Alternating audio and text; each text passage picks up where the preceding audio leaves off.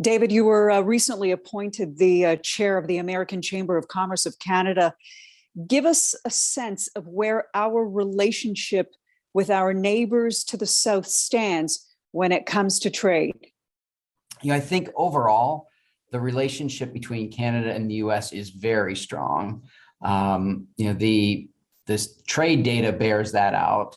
It's over $1 trillion of trade last year between Canada and the U.S. So the relationship is strong, as is the case in all relationships. There are always opportunities to improve. And at the American Chamber of Commerce, one of my top focuses will be to strengthen that partnership and to make sure that we're talking and keeping the government officials on both sides of the border in constant communication and looking to strengthen what is already a really, really strong relationship, and one that is even more important in this time. We saw that earlier this year, the bridge blockade. Ultimately, I guess there were two, exposed, I guess, some weak links, if you will, some weak trade links. Did we see any residual effects from that? There were conversations that perhaps this could affect our trade when it came between Canada and the U.S. Yeah. Now, I'll speak on behalf of AmCham and our members. We really didn't see a lot of residual impacts there. I think the government of Canada is committed to making sure that those trade thoroughfares remain open. And that commitment is really what drives the future. Everyone makes decisions on what was going to happen tomorrow, not what happened yesterday. So it feels like trade is moving, flowing well, and the commitment is to keep it that way.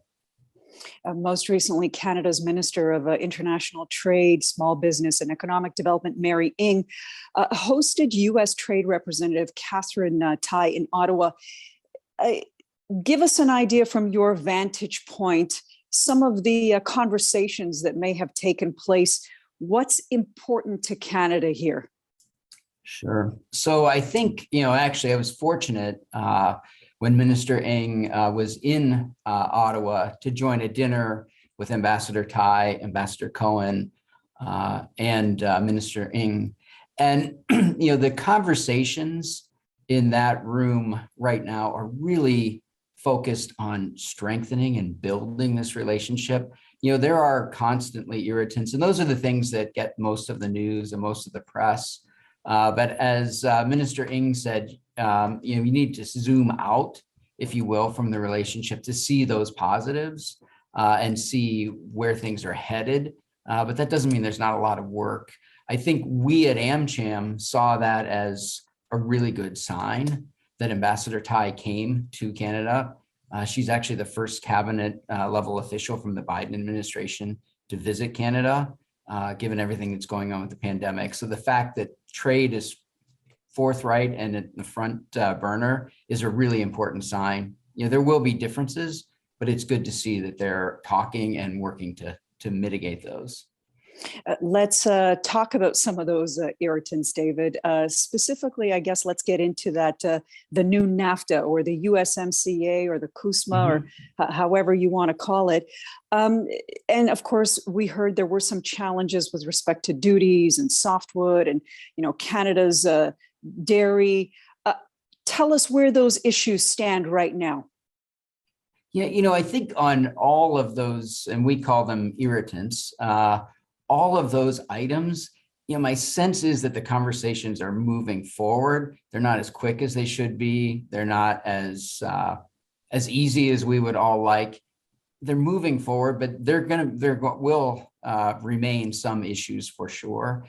And like on specific topics like that, I'm just not in a position to share where those discussions might be right now. How much of a thing is President Biden's Build Back Better agenda? How much of a threat is it to Canada's trade? Yeah, it's interesting. So we talked a bit about this last week, and Build Back Better, I would say, as it's being positioned right now, is a broader perspective.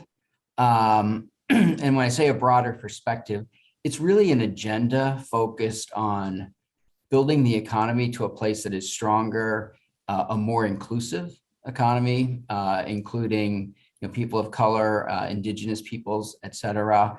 And then also a more environmentally sustainable path for our economies in both places. So when we talk about Build Back Better now, those are sort of the terms that we hear and the direction that it seems to be headed. So that's where the focus was, at least last week in our conversations. David, what sectors are most important to Canada here when it comes to trading with the US? Yeah, so the Canada-US trade relationship is a really, really interesting one. Unlike most trade relationships where one country makes something and the other country buys it, we actually build things together. So when you see a car, the end product of a car, it's crossed the border many times over in the construction process. So for us, the things that USMCA does and other things within the trade space, it's really important for us to be able to move goods and services quickly across the border and keep that in a seamless way. But there are lots and lots of sectors, and literally with Canada and the US, every single thing that you use or consume probably crosses the border a few times in the process. So it's really about access, ease of movement of goods in particular, and then services are also critical in the cross-border world where we have developers in one country and developers in another country all building things together in the digital world. So it's literally every sector. Is not even one specific sector that we focus on. We have committees that focus everything from defense to life sciences to technology and innovation, as an example. We saw that during the pandemic, supply chains came into question. Now, of course, with Russia's war on Ukraine, has this forced us to rethink how we do business? And I guess not just specifically in Canada, but I guess in North America. Yeah, it has. I would say that our companies, so as AmCham, our members we have sort of two groups of members. One are large US companies that have significant operations here in Canada. And then we also have a lot of Canadian companies that are investors in the US.